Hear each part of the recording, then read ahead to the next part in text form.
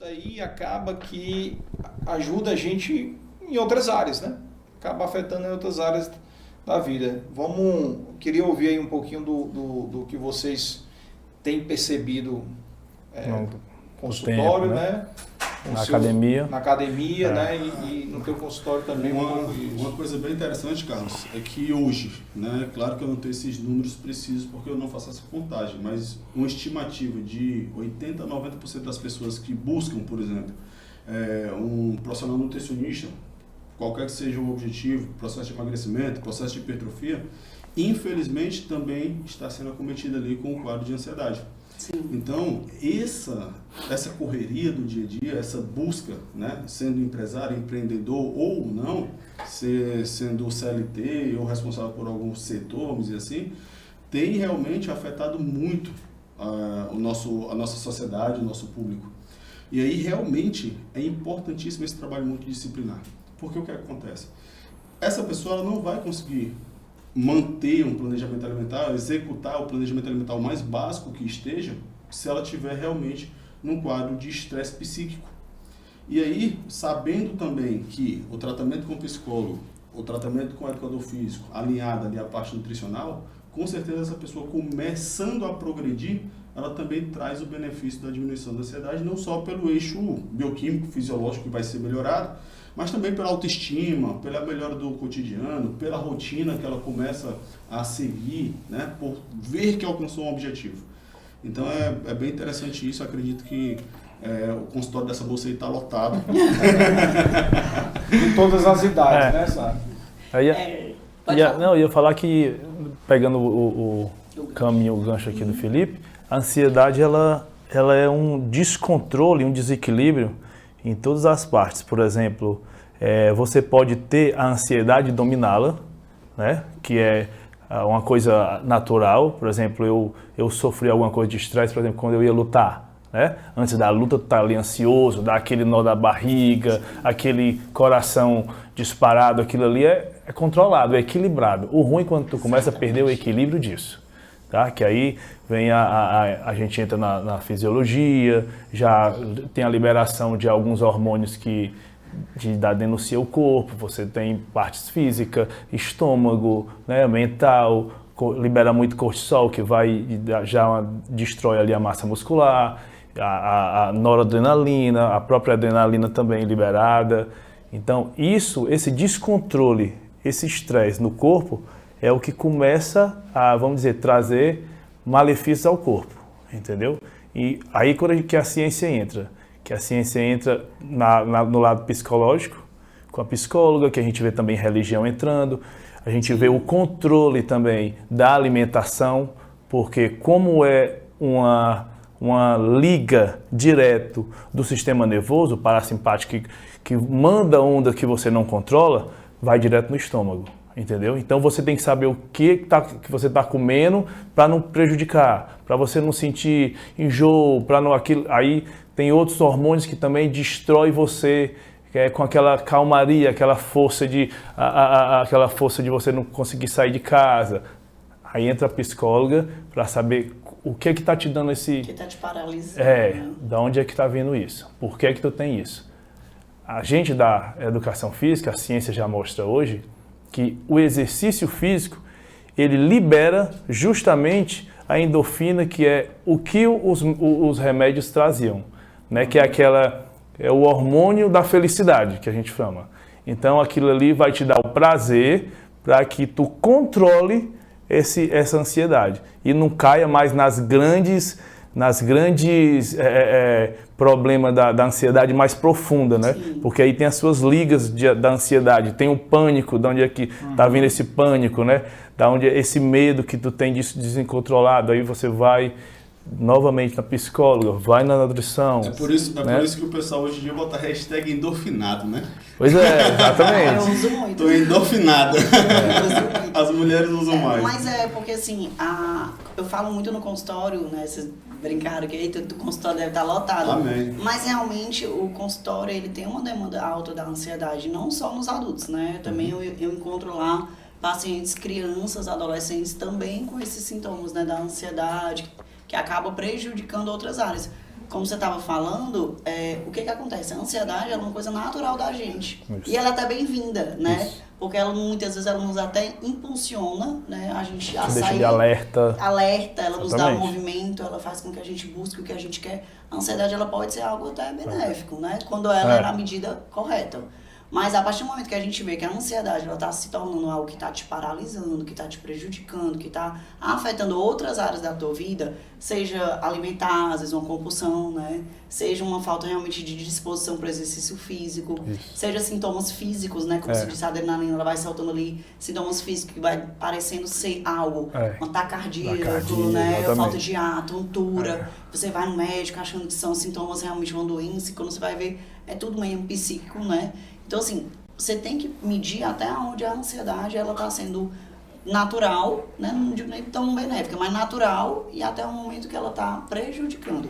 Uma coisa que é bem interessante, Sara, e eu torno a afirmar a quantidade exorbitante de pessoas com quadros de ansiedade reais, patológicos no consultório, mas também está acontecendo uma coisa muito comum na sociedade, que é o quê? As pessoas não estão conseguindo discernir o que é realmente uma ansiedade patológica ou uma simples preocupação que você tem no dia a dia. Né? Pois é. Então, era isso que eu estava falando, né? Exatamente Mais ou isso. menos essa linha que ela estava dizendo. Justamente. Né? Então, tem gente que... Todos nós temos uma certa preocupação Exatamente. com uma determinada situação, né? Uma certa ansiedade por esperar um determinado fato, que é normal, que você acabou de falar, é até benéfico isso, é normal do ser humano. Mas tem gente que, infelizmente, não está conseguindo discernir. E aí acaba que realmente trazendo o quadro ansiolítico em virtude de acreditar que está com o quadro. A parte medicamentosa ela vai entrando, às vezes até sem a necessidade. A gente encontra muitas vezes tratamentos, né? Medicamentosos sem a necessidade. Sem a necessidade. Tratamentos naturais, que é um controle de respiração, é um exercício físico, é uma melhor alimentação, é uma noite de sono mais regular. Então, assim, são coisas que a gente pode estar ajustando na nossa rotina, que a rotina também ajustada ajuda muito nesse quadro de ansiedade, mas aí já vem as patologias, já vem, né? E aí vai para a parte medicamentosa. Eu sempre que estou ministrando aula, né, para nutricionistas principalmente, eu sempre falo o seguinte: óbvio que nós temos literatura suficiente para comprovar a eficácia de alguns suplementos, como creatina, ômega 3, zinco, magnésio, alguns antioxidantes, né, alguns minerais antioxidantes. Porém, entretanto, todavia, é muito interessante que a cadeira do nutricionista, a cadeira do nossa cadeira profissional, ela não vira um comércio. Porque o que é que acontece? Se tudo tentar solucionar com um comprimido, com um tipo de suplementação, com um tipo de manipulação, se realmente sem a necessidade, infelizmente, aí você pode estar realmente brincando com a saúde do teu paciente. Com certeza. Por quê?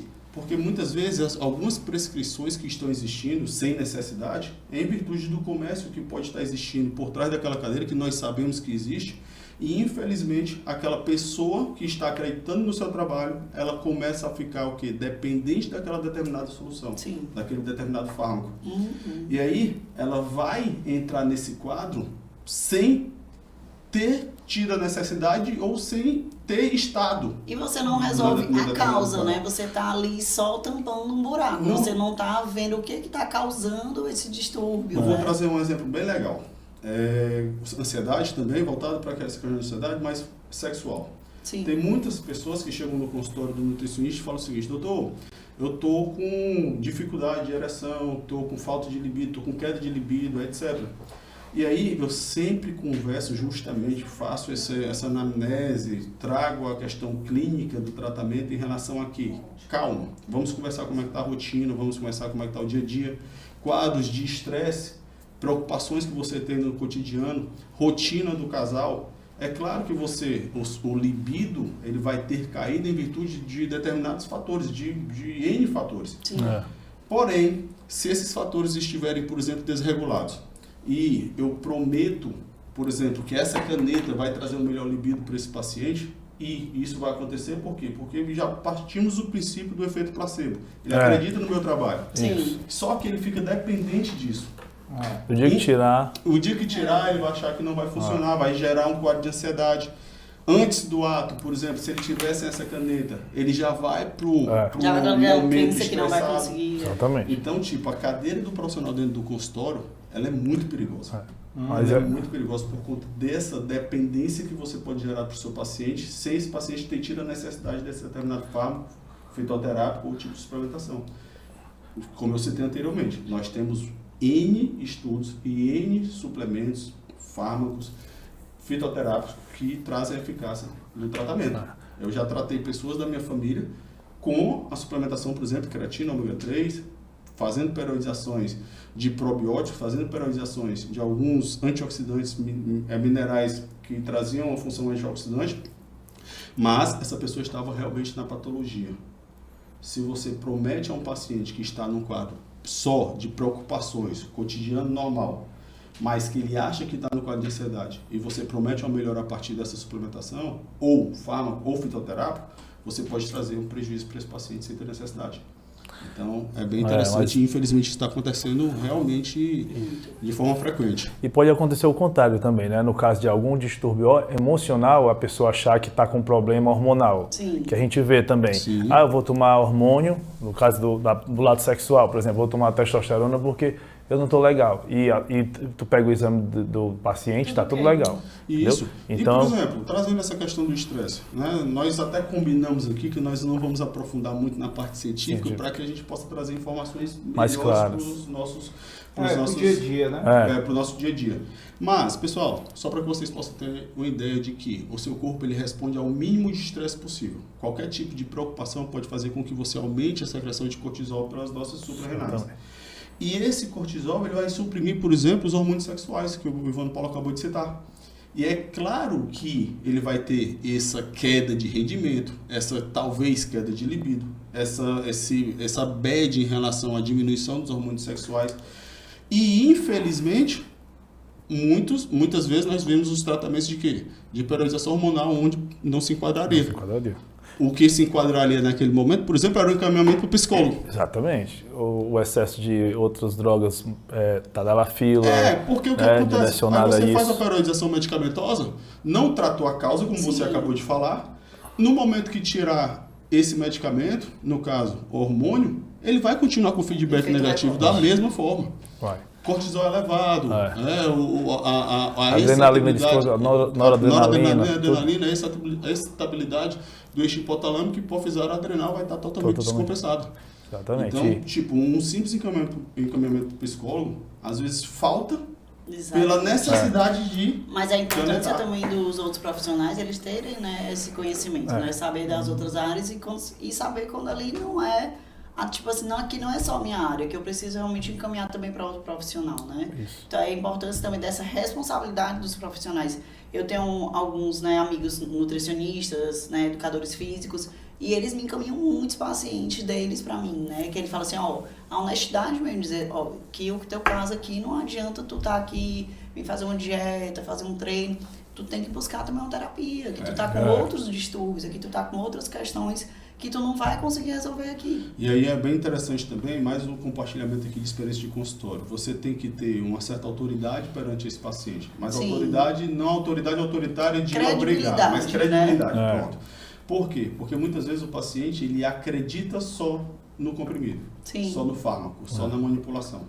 Né? E muitas vezes ele não quer investir no profissional. E ele quer isso, ele quer só, né, a parte rápida. Da mesma forma, por exemplo... As injeções. Que é o lado mais fácil, né? É o lado mais fácil. Tipo, o exemplo do educador físico, o exemplo do nutricionista de que, poxa, o cara não sabe treinar, mas ele prefere gastar dinheiro com suplementação do que contratar um personal. Sim. O cara não sabe comer, mas ele prefere uma injeção que promete um emagrecimento, que vai trazer distúrbio. Do que um acompanhamento e viver um processo que vai demorar mais, né? Então, tipo, é muito complexo. Né?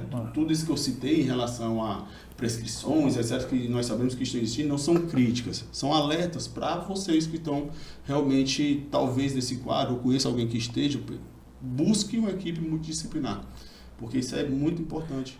Né?